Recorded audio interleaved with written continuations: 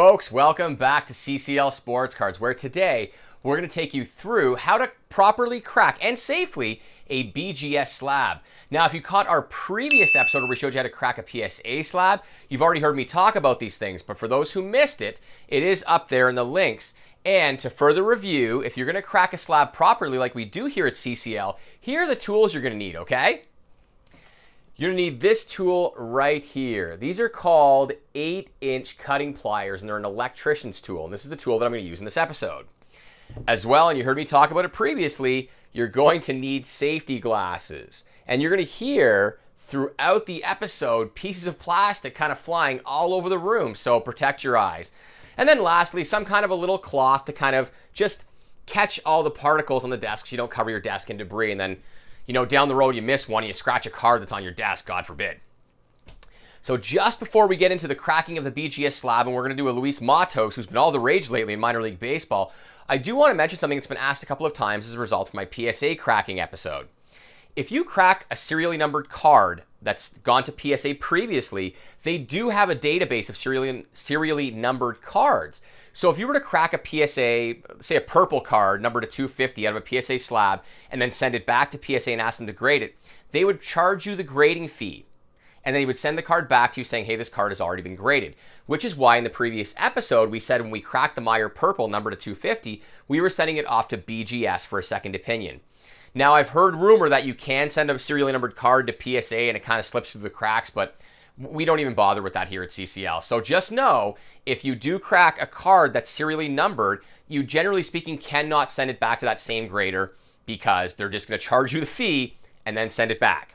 So without further ado, let's get into the cracking of the BGS slab, folks. Enjoy.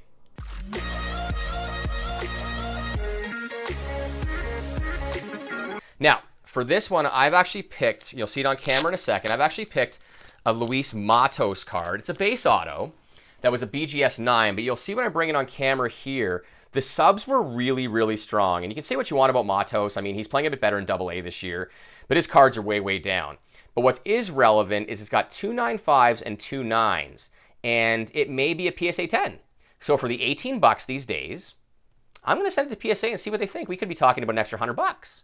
BGS 9s are not selling very well right now, especially of Matos and a lot of prospects, but more on that later. Let's get into cracking this slab. Same methodology. So, safety glasses. I'm the kind of guy, actually, I'd probably do this, and I'd leave my glasses on my head, and then I'd get hit with some shrapnel and be like, oh yeah, glasses. But glasses first, because I am doing this for other people, and I don't want anybody to get hurt.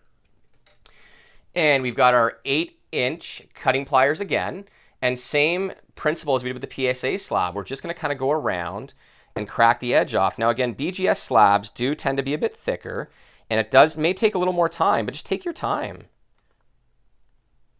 The way I like to think about this, every time I do this, I save like 10 or 15 bucks from having somebody else crack them for me. See, I'm missing. Once we get rolling, easy peasy. And we're going to maneuver around the camera here, and we're just going to start cutting back the edge. Make sure I've got the edge here. Again, BGS slabs tend to be a little more tricky. And I wasn't lying to you either. It's more tricky. It's harder when I'm not doing it for myself with these ones. And we're going to start. You're going to hear some cracks and some pops, and I worry about my producer over there. So these ones are getting a little bit thicker, so you're going to have a little more shrapnel. Make sure there's no kids in the room. I say that because I don't want anybody getting hurt. But we're starting to move here. See, we're getting all these pieces of plastic off. Somebody once told me that this kind of thing is like using big nail clippers. It's interesting. It is kind of like just clipping nails at the spa. Just, we're talking about hundreds, if not thousands of dollars sometimes. And, you can get a good manicure for like 30 bucks, 40 bucks. A little bit different. So we're going to keep working on the bottom here. But it is starting to come apart. I can already feel the bottom of the case starting to separate. So if that starts to happen, I'd recommend just kind of moving on from it if you feel the separation coming, and get this next edge up. So as you come around the corner here, again, make sure that you get the edge of the slab and just take your time. Make sure you get this edge. Okay, grab it with the teeth and then just pull.